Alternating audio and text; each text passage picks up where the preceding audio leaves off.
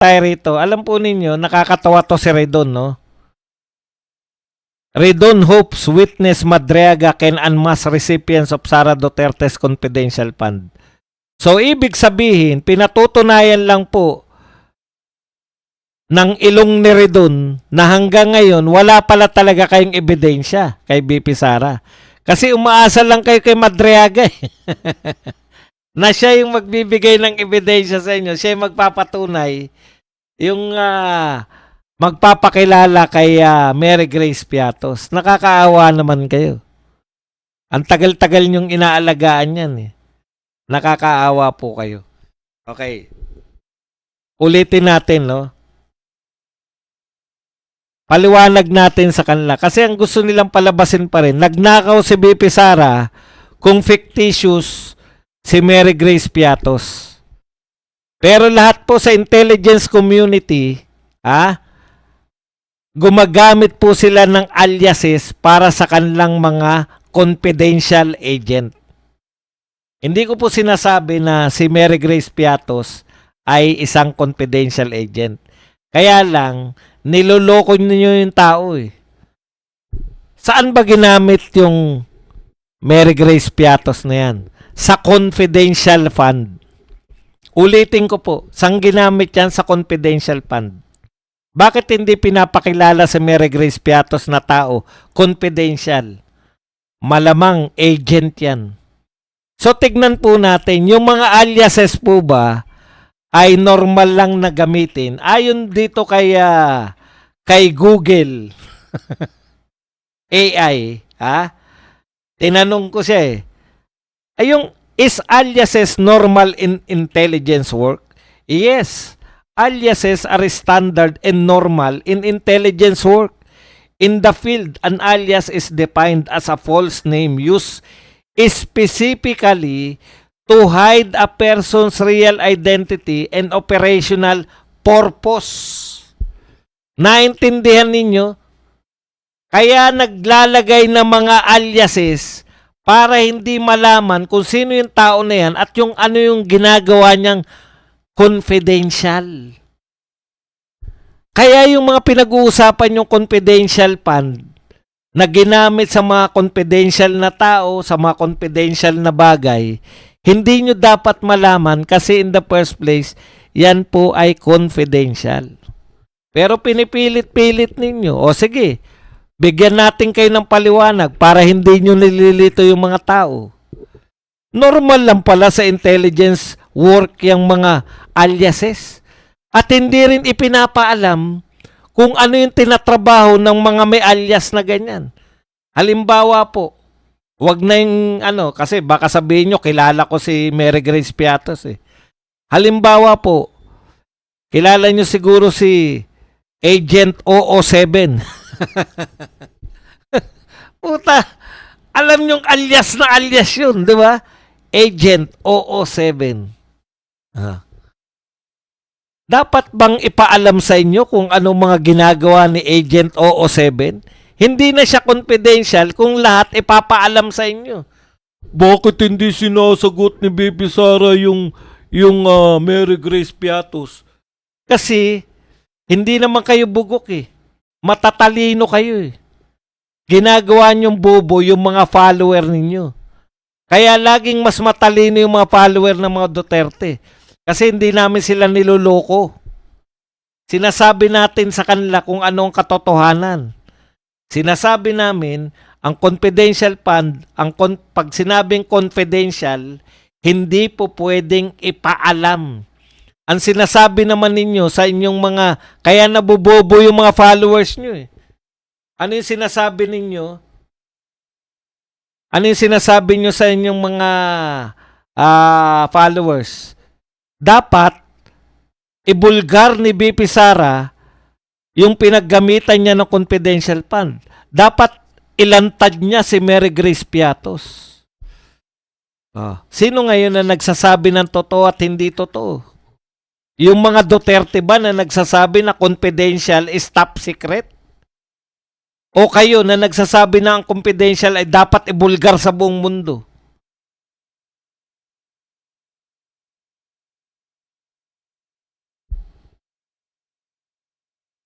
Hindi po ba?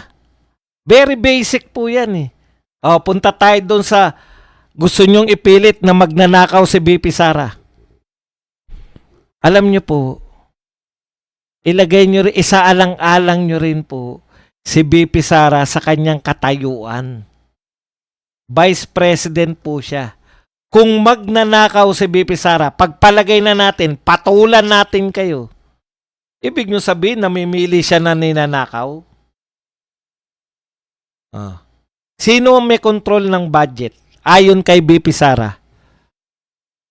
Sino may control ng budget ng Pilipinas nung panahon na siya ay galit na galit? Si Martin Romualdez at si Saldico ang may control ng budget ng Pilipinas. It doesn't add up na kung totoong magnanakaw si BP Sara, it doesn't add up na aawayin niya yung may control ng budget. Kasi kung magnanakaw ka, ikaw ay sindikato sa pagnanakaw, hindi mo aawayin yung may control ng budget. Makikipagbati ka dyan, bati-bati kayo. Naintindihan ninyo? Binubobo nyo kasi yung mga viewers nyo, yung mga followers nyo pala. Saan ka nakakita? Ako magnanakaw, Vice President ako ng Pilipinas. Saan malaking nakawan? Sa flood control. Bakit ako magtsatsaga sa milyon? Magkano budget niyan? 125. Pucha, akin yan, 25% akin dyan. Magkano yun? 125 million, magkano yung 20%? 25%. Palagay nyo ng 25 million. 25 million lang, badong? Opo. Tapos, pipirma ka ng maraming Mary Grace Piatos, pipirma. Pucha, isang tulay lang yan, no? Oy, bigyan nyo ako riyan. Martin, bigyan mo ko ng insertion. Magkano po, Vice? Vice, magkano gusto mo?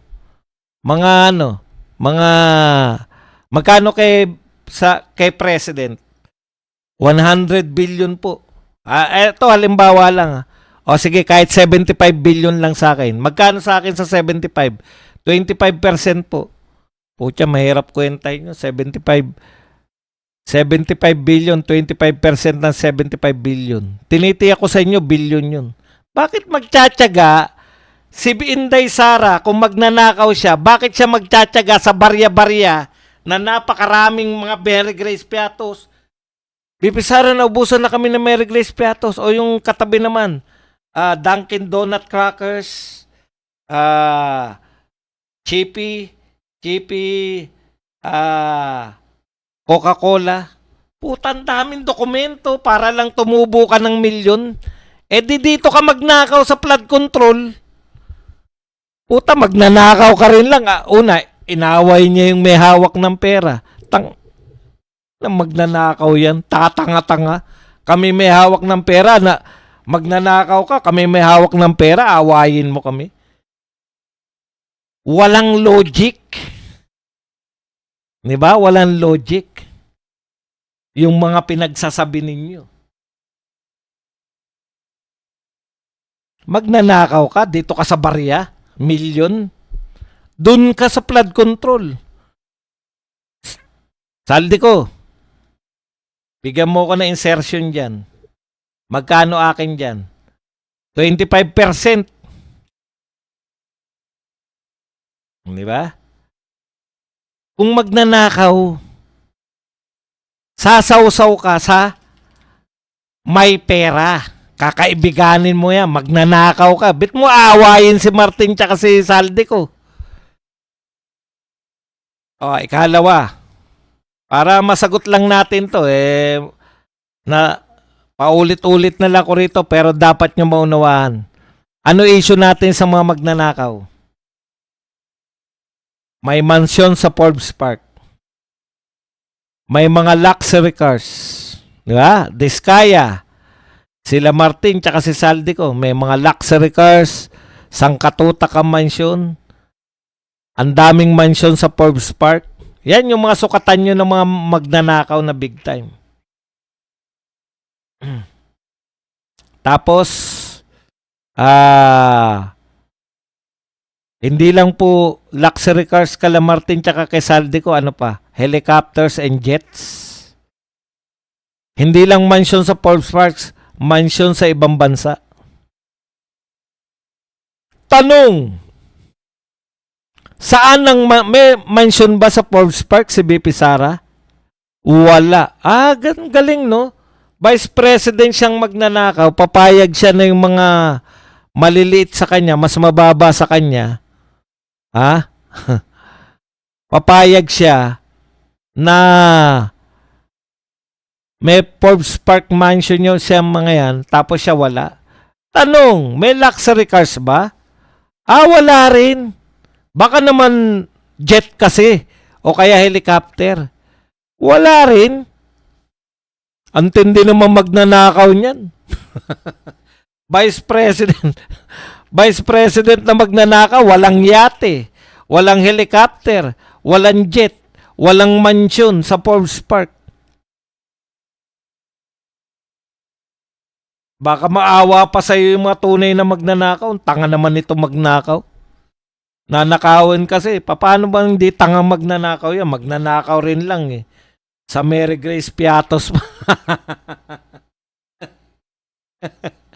Kung magnanakaw ka, bakit mo ititigil yung nakawan? Bakit ka magre-resign kung meron kang mga nananakaw dyan sa DepEd? Pwede naman pala magnakaw dyan kahit hindi ka naman involved sa DPWH. Pwede ka naman palang magsabi lang. Ang daming merong insertion na senador. Ikaw magnanakaw ka. Yung nagmamalinis na senador, 3 bilyon ng insertion. Senador lang yun. Ikaw, Vice President, magnanakaw ka. Tapos, wala kang insertion, papayag ka. Ang tanga mo naman magnanakaw.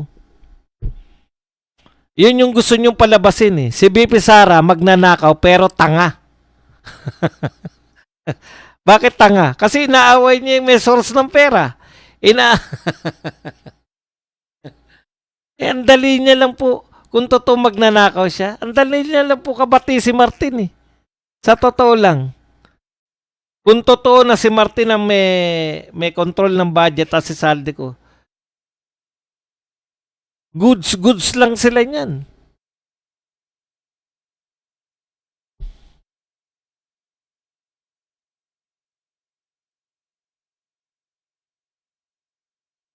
Yan yung problema ninyo.